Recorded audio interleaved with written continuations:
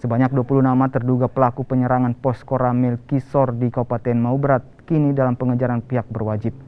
Sementara 2 orang yang sebelumnya diamankan di Polres Sorong Selatan, 1 diantaranya telah ditetapkan sebagai tersangka. Selang beberapa hari, kepolisian kembali menetapkan 1 tersangka baru dari 50 orang yang diduga terlibat.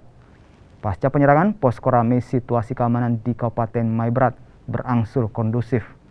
Sejumlah aparat berjaga di wilayah Maibrat untuk memberikan rasa aman ke masyarakat setempat. Tanggal 5 September yang lalu telah dilakukan patroli pengejaran ke arah Kampung Kamat oleh tim gabungan TNI Polri. Pada saat perjalanan ke sana memang didapati ada beberapa jembatan yang sengaja dirusak oleh kelompok KNPB.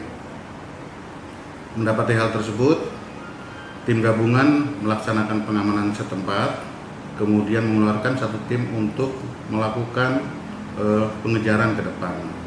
Didapati ada beberapa orang dari kelompok KNPB tersebut yang menenteng senjata, kemudian dilakukan pengejaran dan penembakan terhadap kelompok orang tersebut. Namun kelompok orang tersebut dengan cepat lari menuju ke hutan.